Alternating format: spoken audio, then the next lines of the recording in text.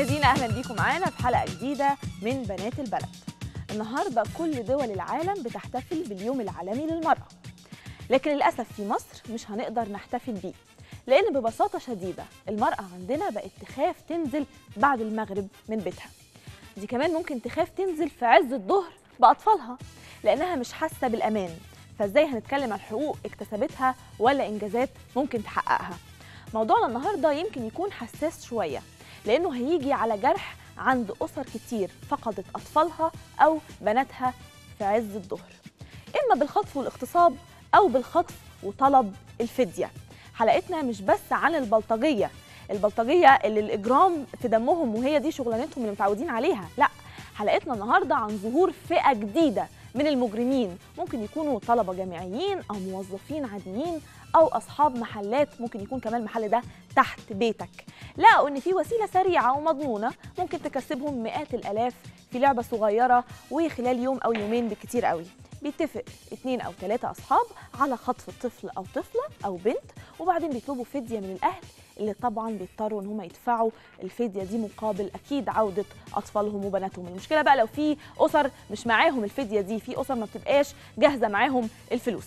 النهارده بنتكلم عن ظاهره مش بس مجرد حالات فرديه، وهو ده اللي هنعرضه. معانا حالات هنشوفها مع بعض، ومعانا كمان اكيد اتصالات مهمه جدا وضيوف اهم هنناقش في حلقتنا النهارده اكيد الموضوع ده. تعالوا بس الاول نشوف مع بعض. في شخص بيدعو محمد زينهم الوطواط المصري، اسمه الوطواط المصري. هو عنده شويه حركات وحاجات ممكن يعلمنا بيها ان احنا ندافع عن نفسنا او نحمي نفسنا لو تعرضنا لاي موقف واحنا ماشيين في الشارع، وهو على فكره بطل العالم في اللياقه البدنيه. تعالوا نروح نشوفه ونرجع مره ثانيه.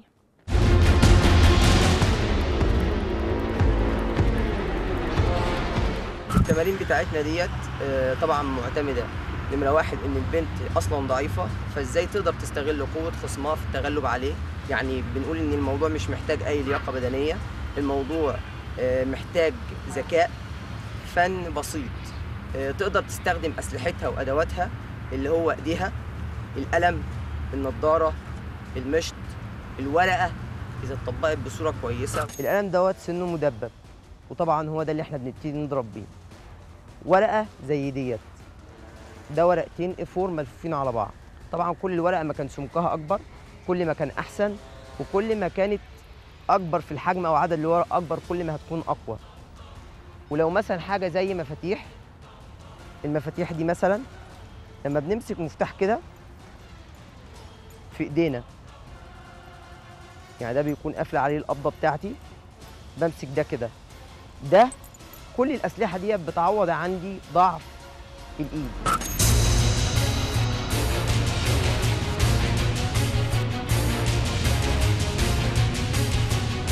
عندنا مثلا طوبه زي ديت، دي الورقه بتاعتنا بالورقه.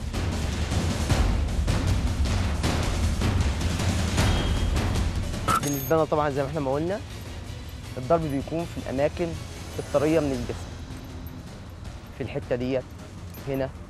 في حاله ان انا يعني مش قادر او انا مرتبك، انا مش عارف احدد انا اضرب فين، ده مطرح ما بيجي بيعمل الم رهيب. فبنضرب في منطقه العين، في منطقه هنا، في المناخير هنا، ده كسلاح.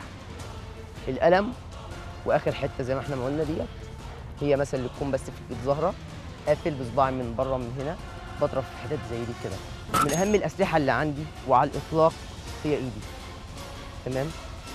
ايدي لما باجي اضرب، انا لو كابتن محمد واقف قدامي هو هنا بيثبتني او عايز يعمل معايا حاجه، بكل بساطه انا عندي دي، بلاش نقول دي لان هي ضعيفه في ايدين البنات شويه، القبضه ديت في منطقه زي دي، في منطقه زي دي، تمام، او في منطقه زي دي، او بكفين الايد عند الودن.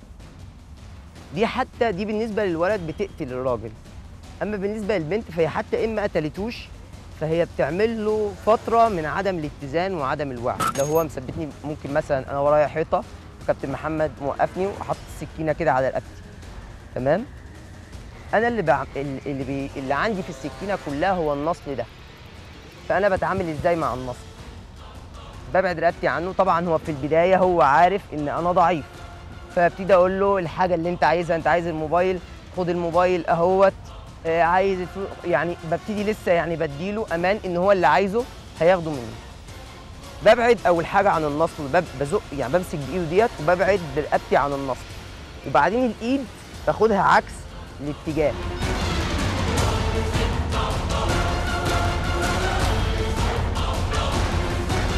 يعني ايه استغل قوه خصمي؟ لعبتنا او فن قتال شوارع في حاجتين: ازاي استغل قوه خصمي في التغلب عليه، وازاي ان انا انهي اتجاه المفاصل القوه والضعف زي ما احنا ما قلنا. خصمي لما بيزقني كده او خصمي لما بيمسكني كده، لو هو بيشدني في الاتجاه ده اروح معاه، لو بيشدني في الاتجاه ده اروح معاه، بس لما بروح معاه بعمل ايه؟ بزود فوق سرعته شويه والف.